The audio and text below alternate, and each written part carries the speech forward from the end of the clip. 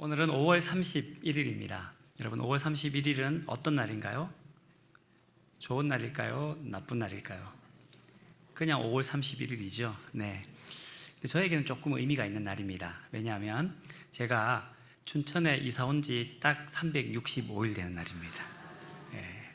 그러니까 지난해 5월 30일 날 춘천에 이사 오게 되었고, 6월 1일 날 첫 번째 예배를 여러분들과 함께 드리고, 그리고 52주 지났습니다. 한 해가 되는 날이니까 저에게는 좀 특별한 날이 되고, 한 주간 동안 한 해 동안의 일들을 돌아보는 시간들을 가졌습니다. 먼저 참 감사한 일이 있었습니다. 뭐냐면 작년 한 해 동안 하나님께서 뜻하신 바가 있어서 춘천 성산교회 담임 목사로 이 자리에 부임하게 하시고, 또 하나님의 교회에서 여러분들과 함께 목회하게 하시고 신앙생활하게 하신 것 참 감사하다라는 생각이 들었습니다. 또 하나는 무엇이었냐면, 한 해 동안 목회를 하다 보니까 여러 가지 일들이 있지 않습니까? 제가 한 해 동안 목회를 하면서 다 잘했다, 어떻게 이야기할 수 있겠습니까? 못한 것도 있고 어려운 것도 있고 한데, 우리 많은 분들, 많은 성도님들이 함께 도와주시고 동력해 주시고 함께 해주심으로 말미암아 여기까지 인도하셨다라는 생각이 들었습니다. 그래서 고백되는 것이, 에베네셀의 하나님, 여기까지 하나님이 우리를 도우셨습니다 라는 고백이 들었습니다. 또 하나 감사한 것은 뭐냐면, 제가 매년마다 하나씩 이렇게 루틴처럼 하는 일이 있는데요. 뭐냐면 한 2일, 3일 정도 한 해 동안 환절기가 되는, 겨울에서 봄이 넘어가는 절기든 혹은 가을에서 겨울이 넘어가는 절기가 되면 몸살을 꼭 하거든요. 한 해 한 번씩. 그게 루틴처럼 되어 있는데, 이상하게 춘천 성산교회 와서 안 아파요. 왜 안 아픈지 모르겠어요. 좀 아파야 되는데 말입니다. 개인적인 건강을 지켜주심으로 말미암아 한 해 동안 또 목회 일들을 잘 감당할 수 있게끔 하나님께서 지켜주시고 보호해 주셨습니다. 감사를 드립니다.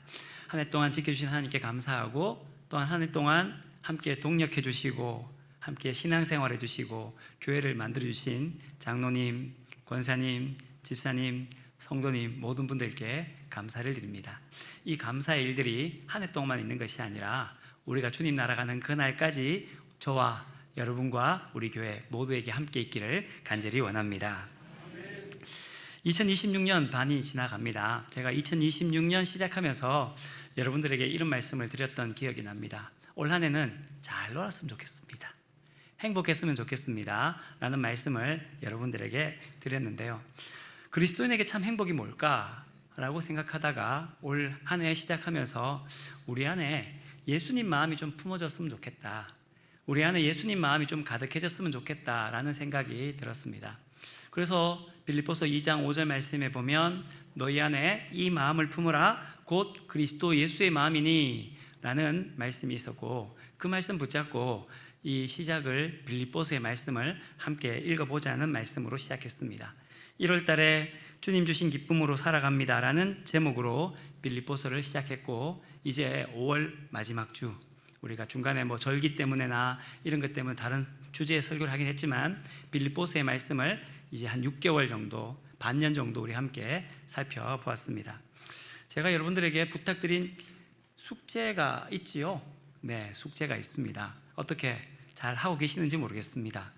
빌립보서의 말씀을 함께 읽을 때에, 들을 때에 우리가 매주 한 번씩 빌립보서의 말씀을 읽었으면 좋겠다라고 했는데요. 그렇게 되면 아주 몇 번에 걸쳐서 빌립보서의 말씀을 읽었을 것이다 생각됩니다. 바울이 빌립보 교회에게 편지하면서 빌립보 교인들에게 이렇게 살았으면 좋겠습니다, 이런 모습이 되었으면 좋겠습니다 라는 주제가 많이 있습니다. 바울이 자신이 복음을 향한 열정이 어떻습니다. 당신들도 이런 복음의 열정을 가졌으면 좋겠습니다. 내가 감옥에 있을 때나 내가 여러분들에게 함께 할 때나 어느 때든지 그리스도 예수가 전파되었으면 좋겠습니다 하는 복음의 열정을 바울이 빌립보 교인들에게 말하기도 했습니다. 또한 복음을 받아들인 자들이 기뻐해야 됩니다. 주님 안에 기뻐하십시오, 내가 다시 말하노니 기뻐하십시오 라고 말했듯이 기쁨의 모습으로 살아가기를 원합니다 라는 주제도 빌립보서 안에 있습니다. 또한 표대를 향하여 그리스도에게 붙잡힌 바 된 인생으로 살아가야 됩니다, 이렇게 말씀을 전하기도 했습니다. 이런 많은 주제가 있는데요, 그 주제 안에 가장 근원적으로 중심에 있는 주제가 무엇이냐면 주님 안에 있어야 합니다 하는 겁니다. 주 안에서 살아가야 합니다 라는 주제가 그 속에 있게 되는 것을 볼 수 있죠. 복음을 받아들인 자들의 삶의 기본, 그들이 복음의 열정이 있든지, 그들이 복음을 받아들인 사람의 기쁨의 모습으로 살아가든지, 표대를 향해 살아가든지, 그 모든 삶의 근원, 기본이 뭐냐면 주님 안에 있어야 합니다 하는 것이죠. 그래서 사도 바울은 빌립보 교회에게 편지하면서 그 편지에서 끊임없이 주님 안에 라는 주제를 이야기합니다. 1장 4절에 보면 주 안에서 신뢰함으로, 2장 19절에 주 안에서 바람은, 2장 24절에 주 안에서 확신하노라, 2장 29절, 3장 1절, 4장 1절 주 안에서 굳게 서라, 2절 주 안에서 같은 마음을 품으라, 4장 4절 말씀에 주 안에서 항상 기뻐하라, 그리고 오늘 본문의 말씀에도 10절 말씀에 보면 내가 주 안에서 크게 기뻐함은, 13절 말씀에도 보면 내게 능력 주시는 자 안에서라고 말씀해 주고 있습니다. 그러니까 사도 바울은 빌립보 교인들에게 당신들, 여러분들, 우리가 복음을 받아들였다면 우리 모두가 주님 안에 있어야 합니다. 주님 안에 있는 자들이 복음의 열정을 가집니다. 주님 안에 있는 자들이 참된 기쁨을 누립니다. 주님 안에 있는 자들이 표대를 향하여 나아갑니다. 이렇게 이야기를 하고 있는 거죠. 그리고는 그 마지막 편지를 마무리하면서 이제 또 하나 주님 안에 있는 자들의 삶의 자세에 대해서 말씀합니다. 그 자세가 무엇이냐면요, 자족이라는 자세입니다. 11절 말씀에 이렇게 말씀합니다. 내가 궁핍함으로 말하는 것이 아니니라, 어떠한 형편에든지 나는 자족하기를 배웠노니 라고 말씀해 주고 있습니다. 이 자족이라는 단어는 어떤 단어냐면 아우타르 케이아라는 단어입니다. 이 단어는 바울이 처음 사용한 단어가 아니라 바울이 살고 있던, 바울이 복음을 전했던 헬라 세계, 빌립보를 포함한 빌립보, 데살로니가, 로마, 그리고 그리스 등등의 도시들에게 모든 사람들이 궁극적으로 원하는 자세, 삶의 마지막 목표가 뭐냐면 자족, 아우타르 케리아입니다. 아우타르 케리아라는 말은 스토아 학파나 또는 에피크루스 학파, 당시의 사람들이 모두가 원하는 일들인데요, 두 단어가 연결된 합성어입니다. 아우토스라는 나, 자기라는 단어와 케이아라는 넉넉하다, 만족하다라는 단어가 연결되어져 있죠. 그래서 오늘 본문 나는 자족하기를 배웠노라는 이 단어를 세번역 성경이나 공동번역 성경은 나는 만족합니다 라고 번역하는 것을 볼 수 있습니다. 이 자족, 자기의 만족, 넉넉하다라는 이 단어는 어떤 단어냐면 나의 내부에 있는 만족과 나의 자족이 외부의 환경에 영향을 미치지 않는다는 겁니다. 외부의 상황이 어떠하든 환경이 어떠하든 관계없이 내 안에 넉넉함이, 만족함이 있는 자세를 아우타르 케이아라고 이야기를 하고 있는 거죠. 그래서 당시 스토아 학파나 견유 학파 같은 사람들은 자기들이 그 만족을 누리기 위해서 세상의 환경에서 떠나려고 노력을 했습니다. 대표적인 학파가 어떤 학파냐면요, 견유 학파라는 그런 사람들이 있습니다.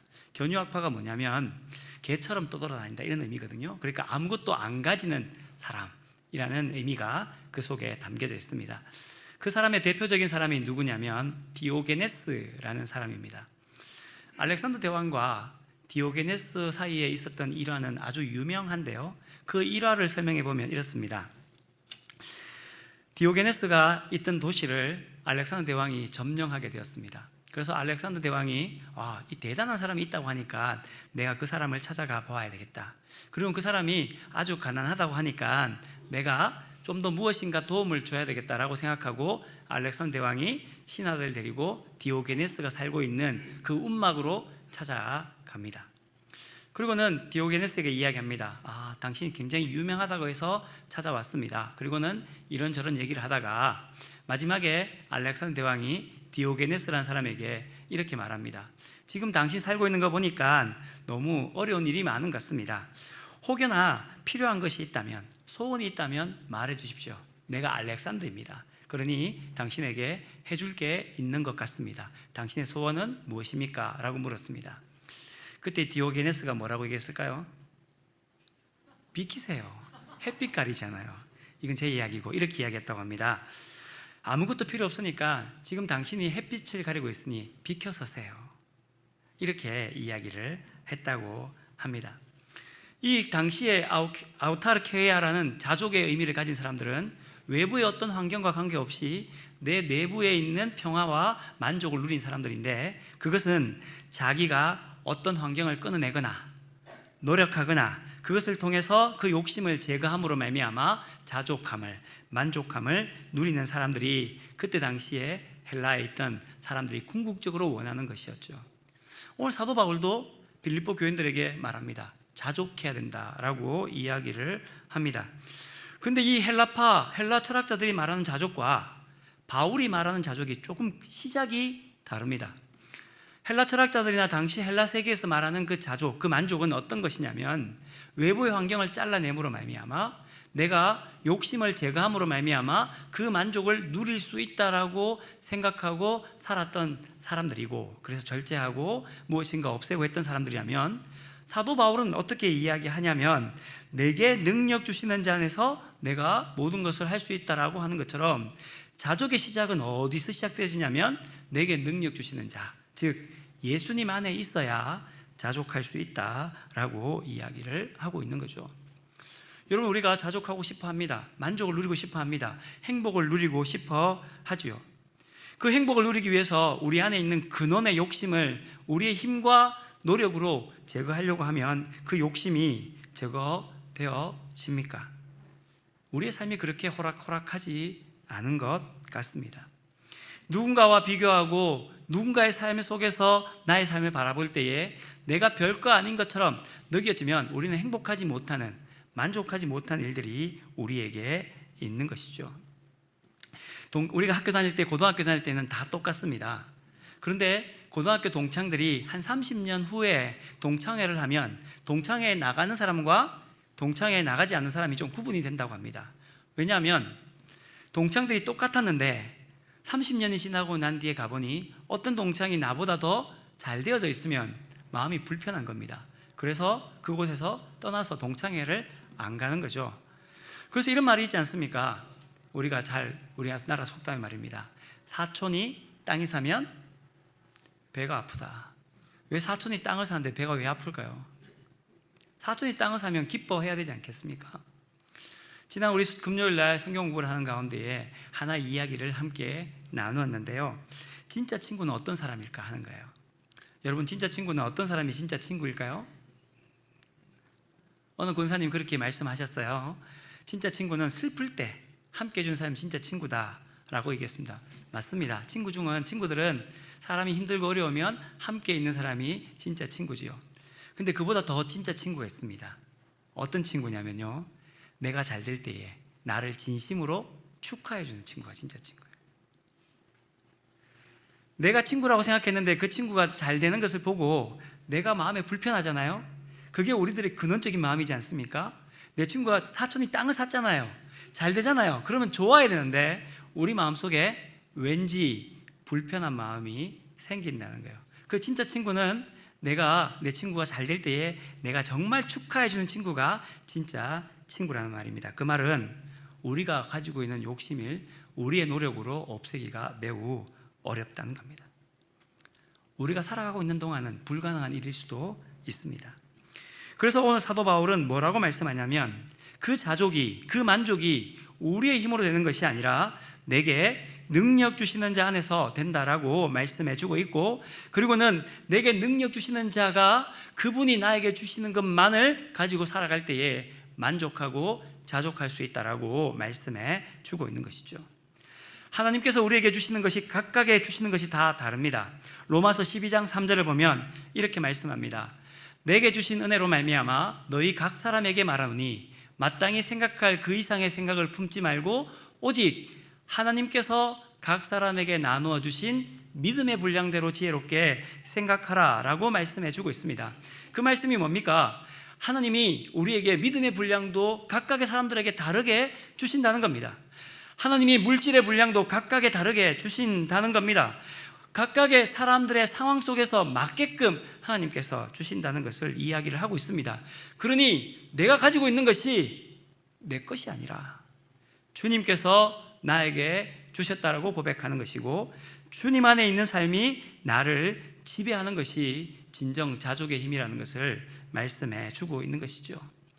그래서 사도 바울은 자기의 삶에 대해서 이렇게 고백합니다. 12절 말씀에 보면, 나는 비천에 처할 줄도 알고 풍부에 처할 줄도 알아. 모든 일 곧 배부름과 배고픔과 풍부와 궁핍에도 처할 줄 아는 일체의 비결을 배웠노라 라고 말씀해 주고 있습니다.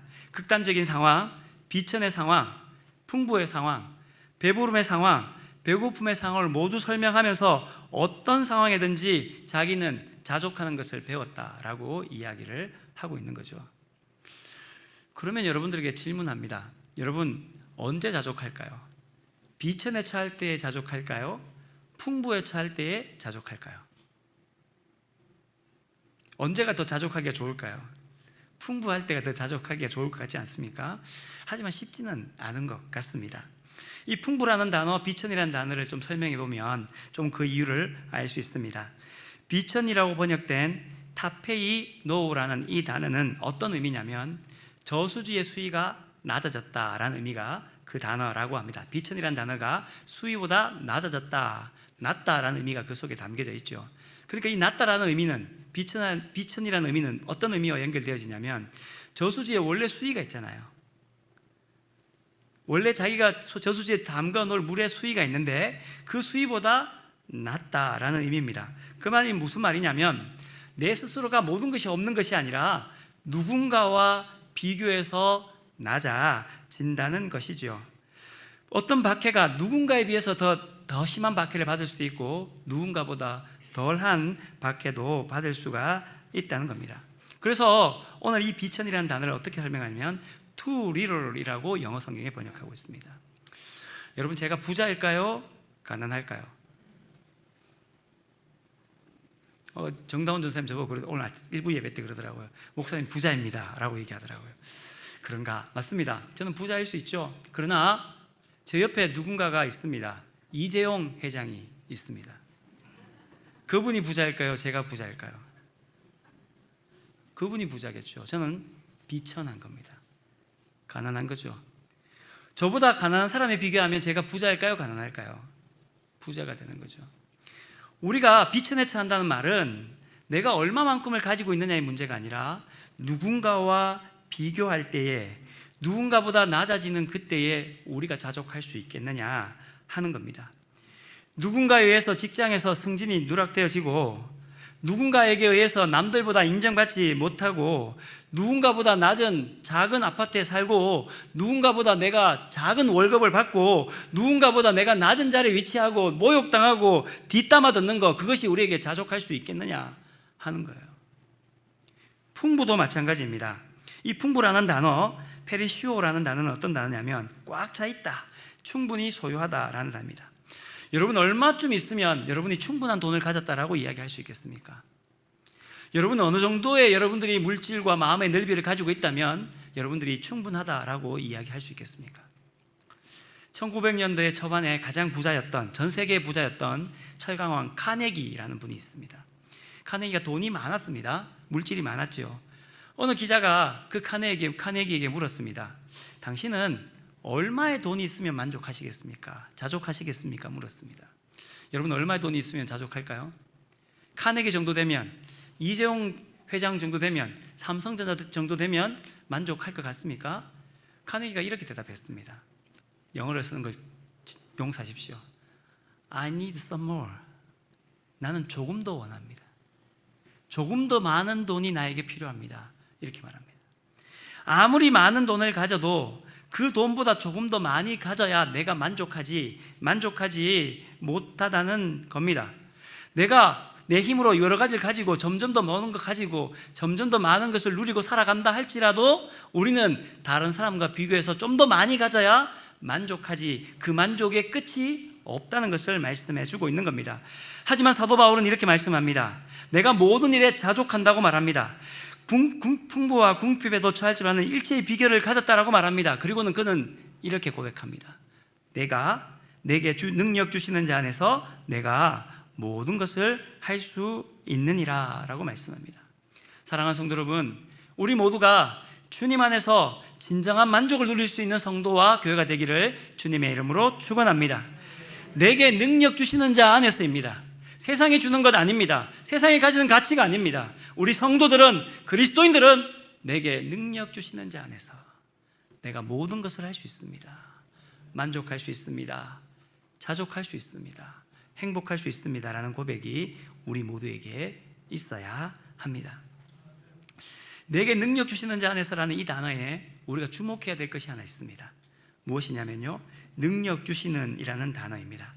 이 능력 주시는 단어, 이 능력은 엔디나모라는 단어인데, 이것은 그 능력이라는 단어보다는 시제가 중요합니다. 그 시제가 어떤 시제냐면요, 현재 분사형, 헬라어 시제가 현재 분사형인데, 이 우리나라 영어 시제에 따르면 이렇습니다. 현재 완료 진행형과 비슷합니다. 그 말은 어떤 말이냐면, 과거로부터 능력이 주어졌고, 현재에도 능력이 주어지고 있고, 우리의 미래에도 능력이 주어질 겁니다 라는 의미가 그 속에 담겨져 있습니다. 그러니까 내게 능력 주시는 자 안에서라는 말은 그 능력이 과거에도 있어졌고, 그리고 현재에도 있고, 여기서 끝나는 것이 아니라 미래까지 있어지게 된다는 것을 의미하고 있는 것이죠. 계속 능력이 부어져야, 계속 하나님의 힘이 공급되어져야 우리가 만족하고 자족하고 행복을 누리고 모든 것을 할 수 있는 마음으로 살아갈 수 있다는 것을 말씀해 주고 있는 겁니다. 그 대표적인 예가 누구냐면요, 요셉입니다. 우리가 새벽에 창세기의 말씀을 함께 살펴보고 있는데요, 창세기 49장에 보면 야곱이 자신의 아들들 12명을 축복합니다. 그 중에도 요셉을 축복하는데, 그 요셉을 축복할 때 이렇게 말씀합니다. 창세기 49장 23절, 24절을 보면 이렇게 말씀합니다. 활 쏘는 자가 그를 학대하며 적개심을 가지고 그를 쏘았으나 요셉의 활은 도리어 굳세며 그의 팔은 힘이 있으니 이는 야곱의 전능자 이스라엘의 반석인 목자의 손을 힘입었습니다 라고 말씀해 주고 있습니다. 원래 요셉의 삶을 보니까 요셉을 무너뜨리려고 활 쏘는 자가 있었다는 겁니다. 적개심을 가진 자가 있었다는 겁니다. 요셉의 형들이 시기하여 요셉을 죽이려고 합니다. 요셉을 은 20의 미디안 상인에 팔아버립니다. 그가 노예로 잡혀갑니다. 노예로 잡혀갔을 때에 보디발의 아내에게 누명을 써서 감옥에 갇히기도 합니다. 시험이 그 앞에 있습니다. 그런데 그 요셉이 그 시험을 이길 굳센 힘이, 그의 팔에 힘이 있었다라고 말씀합니다. 근데 그 힘은 어디서부터 오냐면 야곱의 전능자 이스라엘의 반석인 목자의 손을 힘입었었기 때문이다 라고 말씀해 주고 있습니다. 사랑하는 성도 여러분, 우리가 이 땅을 살아가는 가운데에 만족하지 못한 일들이 우리에게 다가옵니다. 시험거리가 다가오고 우리를 그리스도인에서 무너뜨릴 일들, 시험과 환난과 어려움이, 환경이 우리에게 다가올 때가 있습니다. 그때에 그 환경을 이길 수 있는 힘, 상황을 넘어설 수 있는 힘, 그 가운데서도 내게 능력 주시는 자에서 내가 모든 것을 할 수 있는 힘은 무엇이냐면 주님께서 나에게 날마다 힘을 공급하시기 때문인 줄 믿습니다.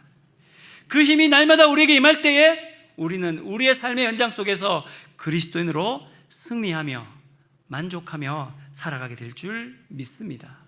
오늘 말씀을 듣는 저희 모두가 그 능력 아래 살아가는 저희 모두가 되시기를, 그리하여 만족함의 삶이 우리에게 있기를 주님의 이름으로 축원드립니다. 그렇다면 그 능력을 우리 모두가 받지 않습니까? 여러분, 오늘 예배드리는 분들 중에 몇몇 분을 빼시고는 모두 다 13절의 말씀을 잘 아는 줄 압니다. 내게 능력 주시는 자 안에서 내가 모든 것을 할 수 있다. 알지요? 그 말씀 믿지요?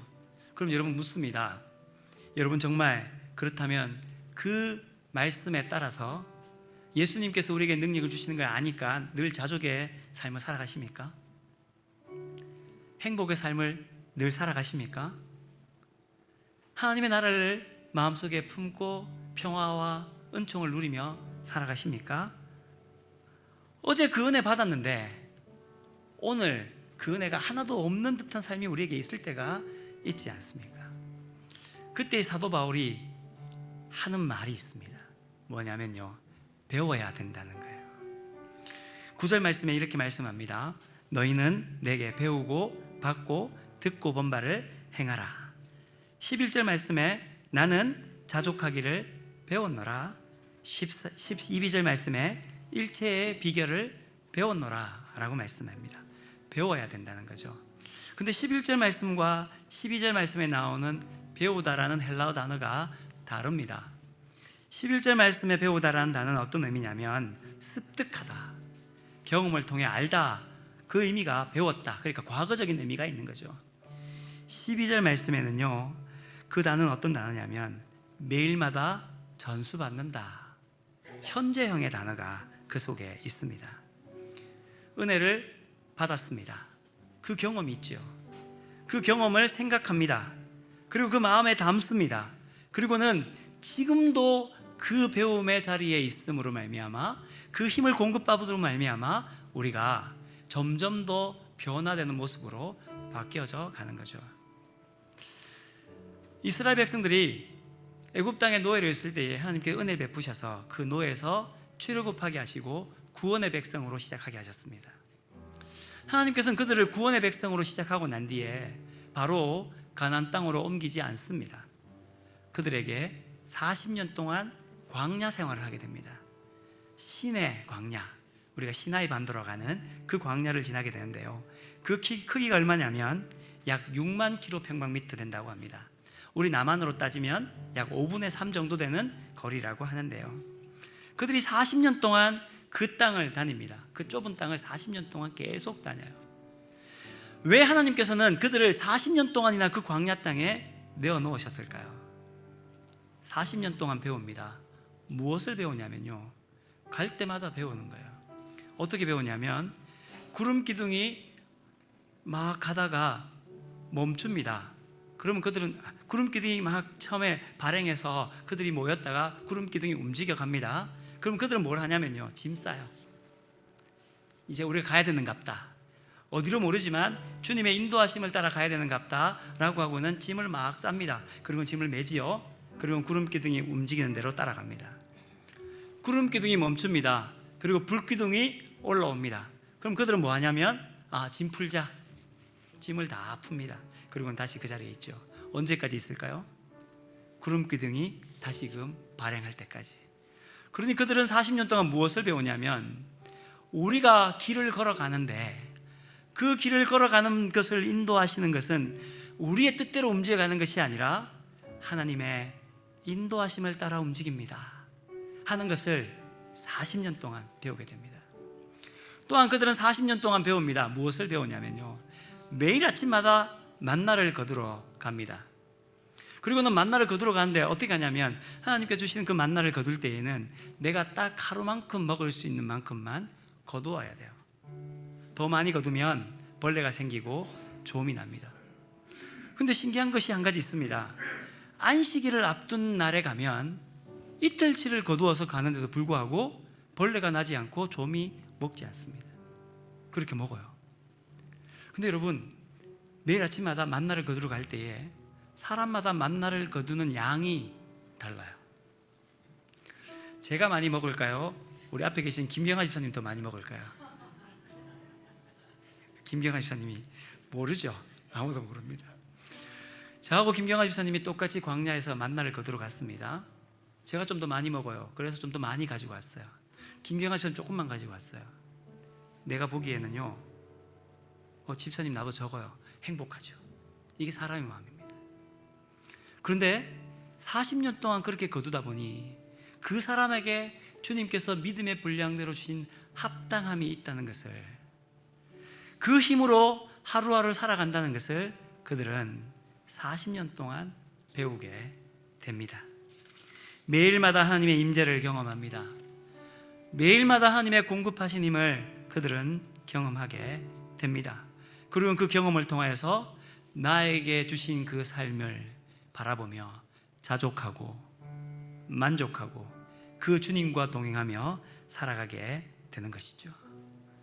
오늘 이 자족의 삶이 오늘 예배하는 모든 사람의, 저의, 여러분들의 삶이 되기를 주님의 이름으로 축원합니다. 우리 교회의 삶이 되기를 주님의 이름으로 축원합니다. 우리는요, 상황과 환경에 따라서 바뀌는 사람들이 아닙니다. 우리는 주님 안에서 움직여가는 사람들입니다. 그 사실에 대해서 사도 바울이 고린도 교회에게 이렇게 말을 합니다. 고린도후서 4장 7절에서 10절 말씀입니다. 우리가 이 보배를 질그릇에 가졌으니 이는 심히 큰 능력은 하나님께 있고 우리에게 있지 아니함을 알게 하려 함이라. 우리가 사방으로 우겨쌈을 당하여도 쌓이지 아니하며 답답한 일을 당하여도 낙심하지 아니하며 박해를 받아도 버림받지 아니하며 거꾸로 뜨림을 당하여도 망하지 아니하고 우리가 항상 예수의 죽음을 몸에 짊어짐은 예수의 생명이 또한 우리의 몸에 나타나게 하려 하십니다. 예수의 생명이 우리 모두에게 나타나는 은혜가 있기를 주님의 이름으로 축복합니다. 그리고 그 생명이 있는 것이, 그 생명을 누리는 것이 우리의 참된 만족이고 행복인 것을 깨닫고 다시금 좀 더 한 걸음 더 신앙의 자리로, 길로 함께 걸어가시는 저와 여러분 되시기를 주님의 이름으로 부탁드립니다. 우리 시간 함께 찬송으로 고백하겠습니다. 행복의 찬송입니다. 화려하지 않아도 정결하게 사는 삶. 이 찬송의 고백으로 함께 고백하며 나아가겠습니다.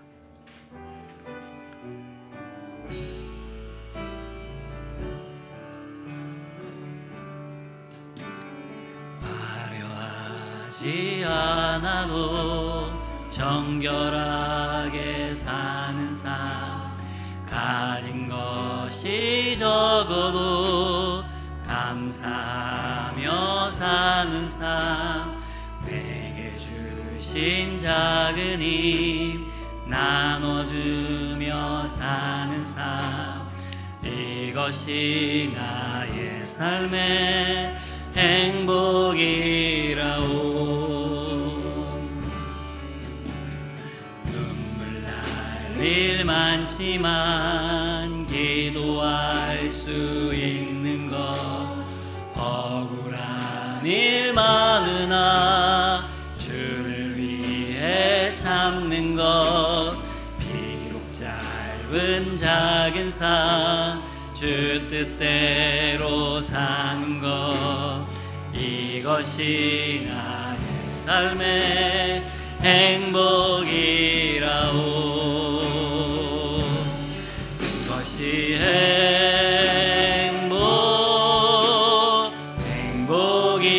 행복이라오.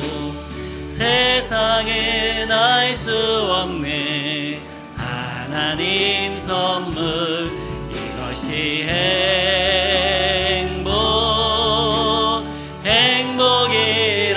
행복이라오. 하나님의 자녀로 살아가는 것, 이것이 행복이. 다시 한번 고백합시다. 화려하지 않아도 정결하게 사는 삶, 화려하지 않아도 정결하게 사는 삶, 가진 것이 적어도 감사하며 사는 삶, 내게 주신 작은 힘 나눠주며 사는 삶, 이것이 나의 삶의 행복이라. 눈물 날 일 많지만, 눈물 날 일 많지만 기도할 억울한 일 많으나 주님을 위해 참는 것, 일 많으나 주를 위해 참는 것, 비록 짧은 작은 삶 주 뜻대로 사는 것, 이것이 나의 삶의 행복이라오. 이것이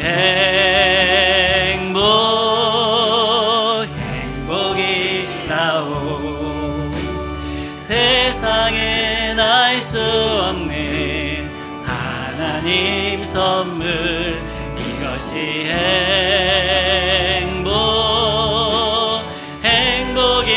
행복이라오. 하나님의 자녀로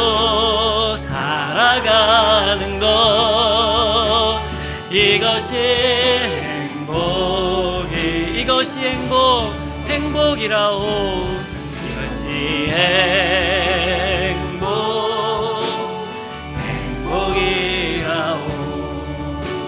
세상에 알 수 없는 하나님 선물, 이것이 행복이라오.